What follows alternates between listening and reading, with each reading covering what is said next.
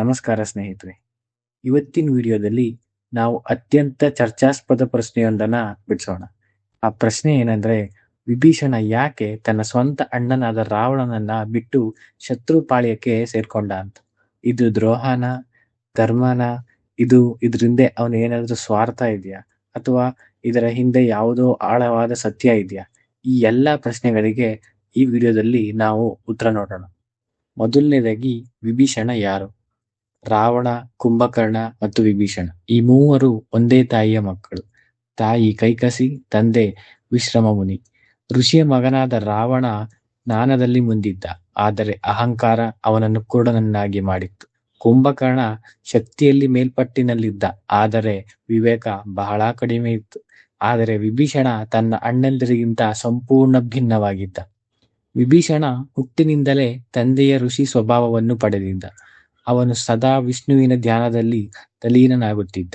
ರಾಕ್ಷಸ ಕುಲದಲ್ಲಿ ಹುಟ್ಟಿದ್ದರೂ ಅವನ ಮನಸ್ಸು ಯಾವತ್ತೂ ಧರ್ಮದ ಹಾದಿಯಲ್ಲಿ ಇರುತ್ತಿತ್ತು. ಅವನ ಬಾಲ್ಯದಲ್ಲಿ ರಾವಣ ಮತ್ತು ಕುಂಭಕರ್ಣ ಆಟವಾಡುತ್ತಿದ್ದಾಗ ವಿಭೀಷಣ ಒಂದು ಮೂಲೆಯಲ್ಲಿ ಕೂತು ಹರಿನಾಮ ಜಪಿಸುತ್ತಿದ್ದ. ಅದನ್ನು ನೋಡಿ ರಾವಣ ಮತ್ತು ಕುಂಭಕರ್ಣ ಗೇಲಿ ಮಾಡುತ್ತಿದ್ದರು.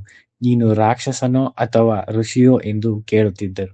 ಆದರೆ ವಿಭೀಷಣ ಅದಕ್ಕೆ ಹಸನ್ಮುಖನಾಗಿ ಉತ್ತರ ನೀಡುತ್ತಿದ್ದ.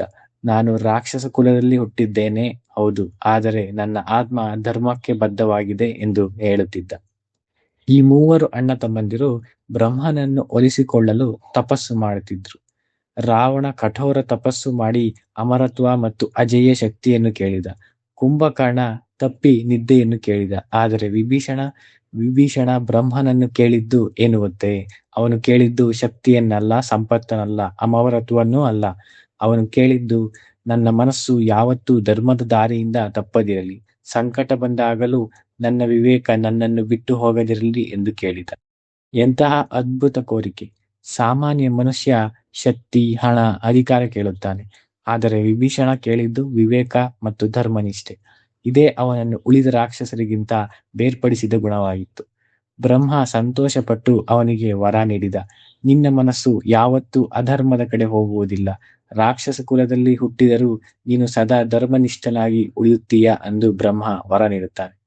ರಾವಣ ಲಂಕೆಗೆ ರಾಜನಾದ ಮೇಲೆ ವಿಭೀಷಣ ಅವನ ಮಂತ್ರಿಯಾಗಿದ್ದ. ಆದರೆ ಅವನ ಮಂತ್ರಿತನ ಅನ್ಯರಂತಿರಲಿಲ್ಲ. ಉಳಿದ ಮಂತ್ರಿಗಳು ರಾವಣ ಏನೇ ಹೇಳಿದರೂ ಹೌದು ಮಹಾರಾಜ, ನೀವು ಹೇಳಿದ್ದು ಸರಿ ಅಂತ ತಲೆ ಕೊಡುತ್ತಾ ಇದ್ರು. ಆದರೆ ವಿಭೀಷಣ ಸದಾ ಸತ್ಯ ಹೇಳಲು ಹಿಂಜರಿಯುತ್ತಿರಲಿಲ್ಲ. ರಾವಣ ತಪ್ಪು ದಾರಿಯಲ್ಲಿ ಹೋದಾಗ ವಿಭೀಷಣ ಅವನ ಮುಂದೆ ನಿಂತು, ಅಣ್ಣ, ನೀನು ತಪ್ಪು ಮಾಡುತ್ತಿದ್ದೀಯಾ ಎಂದು ನೇರವಾಗಿ ಹೇಳುತ್ತಿದ್ದ. ಆ ಧೈರ್ಯ ಅವನಲ್ಲಿತ್ತು. ಇದಕ್ಕೆ ಉದಾಹರಣೆಯಾಗಿ ರಾವಣ ಸೀತೆಯನ್ನು ಅಪಹರಿಸಿ ತಂದ ದಿನ ಲಂಕೆಯಲ್ಲಿ ಸಂಭ್ರಮವಿತ್ತು. ರಾಕ್ಷಸ ಸ್ತ್ರೀಯರು ಹಾಡಿ ಕುಣಿದರು. ರಾಕ್ಷಸ ಮಂತ್ರಿಗಳು ರಾವಣನನ್ನು ಬೀಗಿ ಹೊಗಳಿದರು. ಆದರೆ ವಿಭೀಷಣ ಅವನ ಮನಸ್ಸಿನಲ್ಲಿ ಮಿಂಚಿನಂತೆ ಒಂದು ವಿಚಾರ ಹಾದು ಹೋಯಿತು. ಇದು ಲಂಕೆಯ ನಾಶದ ಮೊದಲ ಹೆಜ್ಜೆ. ವಿಭೀಷಣ ತಕ್ಷಣ ರಾವಣನ ಬಳಿ ಹೋದ. ಅವನ ಪಾದವನ್ನು ಮುಟ್ಟಿ ನಮಸ್ಕರಿಸಿ ಹೇಳಿದ, ಅಣ್ಣ, ನೀನು ಮಾಡಿದ ಕಾರ್ಯ ಸರಿಯಿಲ್ಲ. ಸೀತೆ ರಾಮನ ಪತ್ನಿ. ಅವಳನ್ನು ಅಪಹರಿಸಿ ತರುವುದು ಧರ್ಮಕ್ಕೆ ವಿರುದ್ಧ. ದಯವಿಟ್ಟು ಅವಳನ್ನು ಗೌರವದಿಂದ ಮರಳಿ ಕಳಿಸು.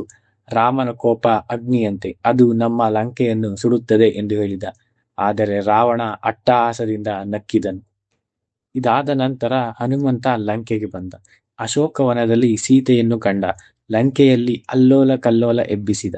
ರಾವಣನ ಮಗ ಅಕ್ಷಯ ಕುಮಾರನನ್ನು ವಧಿಸಿದ. ಇಂದ್ರಜಿತ್ ಹನುಮಂತನನ್ನು ಸೆರೆ ಹಿಡಿದ. ರಾವಣನ ಮುಂದೆ ತಂದು ನಿಲ್ಲಿಸಿದ. ಆ ಸಭೆಯಲ್ಲಿ ವಿಭೀಷಣ ಹನುಮಂತನನ್ನು ನೋಡಿದ.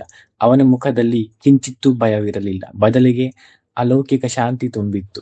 ಆ ದ್ಯುತಿ ನೋಡಿ ವಿಭೀಷಣ ಮನಸ್ಸಿನಲ್ಲಿ ಅಂದುಕೊಂಡ, ಇವನು ಸಾಮಾನ್ಯ ದೂತನಲ್ಲ, ಇವನ ಹಿಂದೆ ಇರುವ ರಾಮ ಸಾಮಾನ್ಯ ಮನುಷ್ಯನಲ್ಲ ಎಂದು ವಿಭೀಷಣನಿಗೆ ತಿಳಿಯಿತು. ರಾವಣ ಹನುಮಂತನನ್ನು ಕೊಲ್ಲಲು ಆಜ್ಞೆ ನೀಡಿದಾಗ ವಿಭೀಷಣ ಎದ್ದು ನಿಂತ. ಅಣ್ಣ, ದೂತನನ್ನು ಕೊಲ್ಲುವುದು ಧರ್ಮ ವಿರೋಧ, ಇದು ಶಾಸ್ತ್ರ ಸಮ್ಮತವಲ್ಲ ಎಂದು ರಾವಣನ ವಿರುದ್ಧ ಹೇಳಿದ. ಆದರೆ ರಾವಣನು ಅದಕ್ಕೆ ತಲೆ ಕೊಡಲಿಲ್ಲ. ರಾವಣ ಹನುಮಂತನ ಬಾಲಕ್ಕೆ ಬೆಂಕಿ ಹಚ್ಚಿ ಬಿಟ್ಟ, ಕೊಲ್ಲಲಿಲ್ಲ. ಆದರೆ ವಿಭೀಷಣ ರಹಸ್ಯವಾಗಿ ಹನುಮಂತನನ್ನು ಭೇಟಿ ಮಾಡಿದ. ನಂತರ ಈ ರೀತಿ ಹೇಳಿದ, ರಾಮನಿಗೆ ಹೇಳು, ಲಂಕೆಯಲ್ಲಿ ಒಬ್ಬ ಧರ್ಮಿಷ್ಠ ಇದ್ದಾನೆ. ಅವನ ಹೆಸರು ವಿಭೀಷಣ. ಅವನು ರಾಮನ ಮೇಲೆ ಅಚಲ ನಂಬಿಕೆ ಇಟ್ಟಿದ್ದಾನೆ. ಈ ಒಂದು ಕ್ಷಣ ವಿಭೀಷಣನ ಜೀವನದ ತಿರುವಿನ ಬಿಂದು. ರಾಮ ಸಮುದ್ರ ತೀರದಲ್ಲಿ ಸೇನೆ ಜಮಾಯಿಸಿ ನಿಂತ.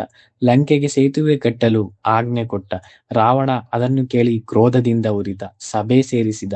ಮಂತ್ರಿಗಳು ಒಬ್ಬೊಬ್ಬರಾಗಿ ಎದ್ದು ನಿಂತು ನಾವು ರಾಮನನ್ನು ಸೋಲಿಸುತ್ತೇವೆ ಎಂದು ಬೊಬ್ಬೆ ಹೊಡೆದರು. ಆದರೆ ವಿಭೀಷಣ ಮತ್ತೆ ಎದ್ದ. ರಾವಣನ ಮುಂದೆ ನಿಂತ. ಕೈ ಮುಗಿದು ಮತ್ತೊಮ್ಮೆ ಬೇಡಿಕೊಂಡ, ಅಣ್ಣ, ಇನ್ನಾದರೂ ಕೇಳು. ಯುದ್ಧ ಶುರುವಾಗುವ ಮೊದಲು ಸೀತೆಯನ್ನು ಹಿಂದಿರುಗಿಸು. ಇಲ್ಲದಿದ್ದರೆ ಲಂಕೆ ಉಳಿಯುವುದಿಲ್ಲ. ನಿನ್ನ ಮಕ್ಕಳು, ನಿನ್ನ ಸೈನ್ಯ, ನಿನ್ನ ಲಂಕೆ ಎಲ್ಲವೂ ನಾಶವಾಗುತ್ತದೆ ಎಂದು ಸ್ಪಷ್ಟವಾಗಿ ಹೇಳಿದ. ರಾವಣ ಈ ಬಾರಿ ತಡೆದುಕೊಳ್ಳಲಿಲ್ಲ. ಕ್ರೋಧ ತಾರಕಕ್ಕೇರಿತು. ಎದ್ದು ನಿಂತು, ಸಾಕು, ನಿನ್ನ ಪ್ರಾಣಕ್ಕೆ ಬೆಲೆ ಇದ್ದರೆ ಇಲ್ಲಿಂದ ತೊಲಗು ಎಂದು ವಿಭೀಷಣನಿಗೆ ಹೇಳಿದ. ರಾವಣನ ಆ ಮಾತು ವಿಭೀಷಣನ ಮನಸ್ಸಿನಲ್ಲಿ ಆಳವಾಗಿ ಇಳಿಯಿತು. ಆ ರಾತ್ರಿ ವಿಭೀಷಣ ದೀರ್ಘ ಯೋಚನೆ ಮಾಡಿದ. ಅವನ ಮುಂದೆ 2 ದಾರಿಯಿದ್ದವು. ಒಂದು, ರಾವಣನ ಮಾತಿಗೆ ತಲೆಬಾಗಿ ತನ್ನ ಮನಸ್ಸಾಕ್ಷಿಯನ್ನು ಕೊಂದು ಅಧರ್ಮದ ಜೊತೆ ನಿಲ್ಲುವುದು. ಮತ್ತೊಂದು, ಧರ್ಮದ ಹಾದಿ ಹಿಡಿಯುವುದು. ಅವನು ಧರ್ಮದ ಹಾದಿಯನ್ನು ಆಯ್ಕೆ ಮಾಡಿಕೊಂಡ. ಮರುದಿನ ಬೆಳಿಗ್ಗೆ ವಿಭೀಷಣ ತನ್ನ 4 ನಂಬಿಕೆಯಸ್ಥ ಮಂತ್ರಿಗಳೊಂದಿಗೆ ಲಂಕೆ ಬಿಟ್ಟ. ಆಕಾಶ ಮಾರ್ಗದಲ್ಲಿ ಹಾರಿ ರಾಮನ ಸೈನ್ಯ ಶಿಬಿರದ ಬಳಿ ಬಂದ. ಕೆಳಗಿಂದ ವಾನರ ಸೇನೆ ಅವನನ್ನು ನೋಡಿ ಆಯುಧ ಎತ್ತಿಕೊಂಡಿತ್ತು. ಸುಗ್ರೀವ ರಾಮನ ಬಳಿಗೆ ಧಾವಿಸಿ ಹೇಳಿದ, ಪ್ರಭು, ಲಂಕೆಯ ರಾಜ ರಾವಣನ ತಮ್ಮ ವಿಭೀಷಣ ಬಂದಿದ್ದಾನೆ. ಶರಣಾಗತ ಎಂದು ಹೇಳುತ್ತಿದ್ದಾನೆ. ಆದರೆ ನಂಬಿಕೆ ಇಟ್ಟರೆ ಅಪಾಯ. ಇದು ರಾವಣನ ಒಳಸಂಚಾಗಿರಬಹುದು ಎಂದು ಹೇಳಿದ. ವಿಚಾರ ಮಾಡಿ ರಾಮ ಹೇಳಿದ, ಯಾರೇ ನನ್ನ ಬಳಿ ಶರಣಾಗತಿ ಕೇಳಲು ಬರಲಿ, ನಾನು ಅವರನ್ನು ಸ್ವೀಕರಿಸುತ್ತೇನೆ. ಶರಣು ಕೇಳಿದವರನ್ನು ಧಿಕ್ಕರಿಸುವುದು ನನ್ನ ಧರ್ಮಕ್ಕೆ ವಿರುದ್ಧ ಎಂದು ರಾಮನು ಹೇಳುತ್ತಾನೆ. ರಾಮ ಸ್ವತಃ ಎದ್ದು ವಿಭೀಷಣನ ಬಳಿಗೆ ಹೋದ. ಅವನನ್ನು ಆಲಿಂಗಿಸಿಕೊಂಡ. ವಿಭೀಷಣ, ನೀನು ನನ್ನ ಸಹೋದರ. ಲಂಕೆ ಮತ್ತು ನೀನು ಬೇರ್ಪಡಿಸಿದ ಆ ಕ್ಷಣದಿಂದ ನಿನ್ನ ಹೊಸ ಜೀವನ ಶುರುವಾಗಿದೆ ಎಂದು ಹೇಳಿದ. ವಿಭೀಷಣನ ಕತೆ ಕೇವಲ ಅಣ್ಣನನ್ನು ಬಿಟ್ಟು ಬಂದ ತಮ್ಮನ ಕಥೆಯಲ್ಲ. ಇದು ಅಧರ್ಮದ ವಿರುದ್ಧ ಧರ್ಮವು ನಡೆಸಿದ ಮಹಾ ಸಂಘರ್ಷದ ಕತೆ. ರಾವಣನು ವೇದ ಪಾಂಡಿತನಾಗಿದ್ದರೂ ಅಹಂಕಾರದಿಂದ ಕೂಡನಾಗಿದ್ದ. ಅವನಿಗೆ ಸತ್ಯವನ್ನು ಮನವರಿಕೆ ಮಾಡಲು ವಿಭೀಷಣ ಪಟ್ಟ ಶ್ರಮ ಅಪಾರ. ಕುಟುಂಬಕ್ಕಿಂತ ಕರ್ತವ್ಯ ಮತ್ತು ಧರ್ಮ ದೊಡ್ಡದು ಎಂದು ನಂಬಿದ ವಿಭೀಷಣ ರಾವಣನ ಅಧರ್ಮ ಹಾದಿಯನ್ನು ವಿರೋಧಿಸಿ ರಾಮನಿಗೆ ಶರಣಾಗುತ್ತಾನೆ. ಇದು ದ್ರೋಹವಲ್ಲ, ಬದಲಿಗೆ ತನ್ನ ಮನಸ್ಸಾಕ್ಷಿಗೆ ನೀಡಿದ ಗೌರವ ಮತ್ತು ಅಸಂಖ್ಯಾತ ಜೀವಗಳನ್ನು ಉಳಿಸಲು ಕೈಗೊಂಡ ಮಹತ್ವದ ನಿರ್ಧಾರವಾಗಿದೆ. ಕುಂಭಕರ್ಣ ಮತ್ತು ವಿಭೀಷಣ ಇಬ್ಬರು ರಾವಣನ ತಪ್ಪುಗಳನ್ನು ಬಲ್ಲವರಾಗಿದ್ದರು. ಆದರೆ ಕುಂಭಕರ್ಣ ಕೇವಲ ಕುಟುಂಬ ನಿಷ್ಠೆಗೆ ಮಾರು ಹೋಗಿ ಅಧರ್ಮದ ಪರವಾಗಿ ಪ್ರಾಣತ್ಯಾಗ ಮಾಡಿದ. ಆದರೆ ವಿಭೀಷಣ ಸತ್ಯದ ದಾರಿಯನ್ನು ಆಯ್ದುಕೊಂಡ. ಧರ್ಮೋ ರಕ್ಷತಿ ರಕ್ಷಿತಃ ಎಂಬ ಮಾತನ್ನು ಸಾಬೀತುಪಡಿಸಿದ. ಶ್ರೀರಾಮನು ವಿಭೀಷಣನ ಕುಲ ಅಥವಾ ಜನ್ಮವನ್ನು ನೋಡದೆ ಅವನ ಭಕ್ತಿ ಮತ್ತು ನ್ಯಾಯ ಪ್ರಜ್ಞೆಯನ್ನು ಕಂಡು ಅವನನ್ನು ಆತ್ಮೀಯ ಸಹೋದರನನ್ನಾಗಿ ಸ್ವೀಕರಿಸಿದನು. ರಾವಣನ ಅಂತ್ಯದ ನಂತರವೂ ವಿಭೀಷಣ ಅಣ್ಣನ ಬಗ್ಗೆ ದ್ವೇಷ ಸಾಧಿಸದೆ ಭಕ್ತಿಯಿಂದ ಅಂತ್ಯ ನಮಸ್ಕಾರ ನೆರವೇರಿಸಿದನು. ಒಟ್ಟಾರೆ ಹೇಳೋದಾದ್ರೆ ವಿಭೀಷಣ ದ್ರೋಹಿಯಲ್ಲ, ಅವನು ಧರ್ಮಯೋಧ. ಅವನ ಕುಟುಂಬ ಬಿಟ್ಟ ಸ್ವಾರ್ಥಕ್ಕಾಗಿ ಅಲ್ಲ, ಧರ್ಮಕ್ಕಾಗಿ. ಅವನು ರಾಮನ ಕಡೆ ಹೋದ ಭಯಕ್ಕಾಗಿ ಅಲ್ಲ, ವಿಶ್ವಾಸಕ್ಕಾಗಿ. ಅವನು ಲಂಕೆಯ ರಾಜನಾದ ಕಷ್ಟಪಟ್ಟದ್ದಕ್ಕಾಗಿ ಅಲ್ಲ, ಧರ್ಮ ಆಯ್ಕೆ ಮಾಡಿದ್ದಕ್ಕಾಗಿ. ಅಂತಿಮವಾಗಿ ಧರ್ಮವೇ ಗೆಲ್ಲುತ್ತದೆ ಅಂತ ವಿಭೀಷಣನು ತೋರಿಸಿದ. ರಾಮಾಯಣವೂ ಕೂಡ ಅದನ್ನೇ ಹೇಳುತ್ತದೆ, ವಿಭೀಷಣನು ಅದನ್ನೇ ತೋರಿಸಿದ. ಈ ಮಾಹಿತಿ ನಿಮ್ಗೆ ಇಷ್ಟ ಆಗಿದ್ರೆ ಈ ವಿಡಿಯೋನ ಲೈಕ್ ಮಾಡಿ ಮತ್ತೆ ಶೇರ್ ಮಾಡಿ. ಮತ್ತಷ್ಟು ಇಂತಹ ಮಾಹಿತಿಗೆ ನಮ್ಮ ಚಾನೆಲ್ನ ಸಬ್ಸ್ಕ್ರೈಬ್ ಮಾಡಿ. ಧನ್ಯವಾದಗಳು.